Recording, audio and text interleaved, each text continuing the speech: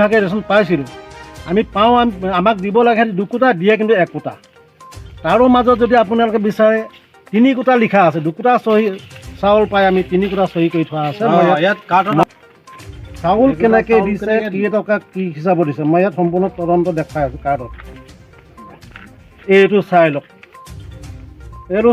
3 quota 2 quota চাউল দি 3টা চহী কৰি থৈছে আৰু ইতিমধ্যে আমাৰ 9 মাহ দিন নহয় এবছৰ দিন আমাক দেৱেন শইকীয়াই 1 কোটা চাউল দি 2টা চহী মাৰি থৈছে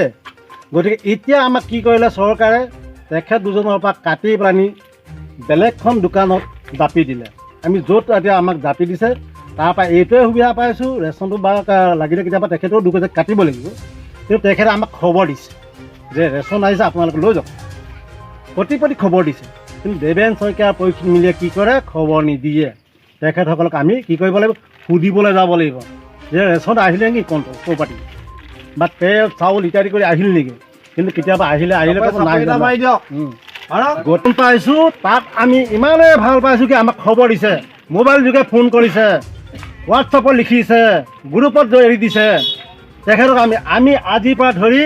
দেৱেন শইকীয়াৰ পৰিস্থিতি মিলি ত্যাগ কৰি যি দোকানত আমি ৰেচন খাই আছোঁ সেইজন দোকানত আমি জয়যুক্ত হ'ম এতিয়াও যদি দেৱেন শইকীয়াৰ পৰিস্থিতি মিলি যদি ৰেচন উঠাবলৈ কৈছে তেখেতক অতি সোনকালে সুধামুখে ঘূৰাই দিয়ক বিদ্যাপীঠ ডিপাৰ্টমেণ্টে বা চৰকাৰে হওক আজি আমি ইমানখিনিয়ে কৰিলোঁ 2-3খন সভা পাতিলোঁ আমি সভা পাতি কমপ্লেইন কৰাৰ পিছতো ADS পঠিয়ালে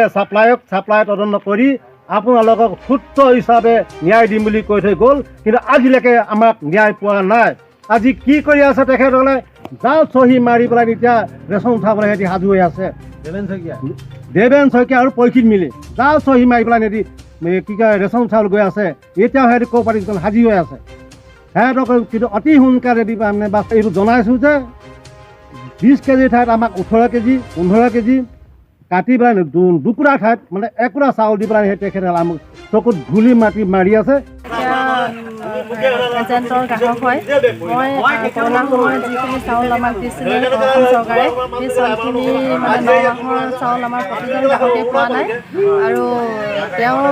পৰা আমি বিশেষ অসুবিধা পাওঁ এইটোৱে তেওঁ এটা সময় বান্ধি দিয়ে আমাক 9টা বজাত মানে আমি যদি যাওঁ তেওঁ নিদিয়ে আমি তেওঁ তাত 10টা বজাত যাব লাগে আৰু 4টা বজাৰ পিছত তেওঁ নিদিয়ে আৰু যদি আমি 4টা বজাৰ পিছত যাওঁ তেওঁ সেইটো মানে নিদিয়ে আমাক বস্তুটো তেলেই হওক বা চাউলেই হওক সেইটোৱে আমি বিশেষকৈ অসুবিধা পাওঁ আৰু তেওঁ মানে বিশেষকৈ পৰিবাৰে বেছিকৈ কথা কয় তেওঁ যিজন এজেণ্ট হয় সেইজন নাথাকে ল'ৰাইও দিয়ে কেতিয়াবা আৰু সেইমতে আমি যেনেকৈ দিয়ে তেনেকৈয়ে আনো আৰু তেওঁলোকে যিটো কয় বোলে আজি ইমানটোৱে আহিছে সিমানটোৱে আমি পাওঁ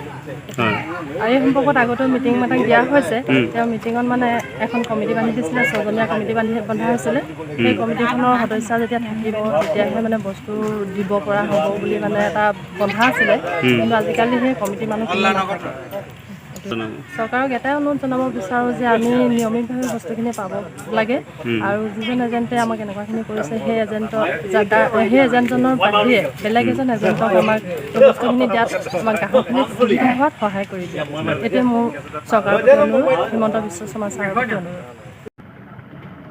আপোনাৰ হেৰি যিখন পৰিক্ষিত মিলিৰ দোকান তেওঁ মানে আপোনাৰ যোগান বিভাগত আৰু সমবায় সমিতিত গৈ তেওঁ এবাৰ ৰিজাৰ্ভেশ্যন দিছে বুলি গম পাইছিলোঁ কিন্তু বৰ্তমান তেওঁলোকে পুনৰ চাউল আনিবলৈ ৰেচন আনিবলৈ মানে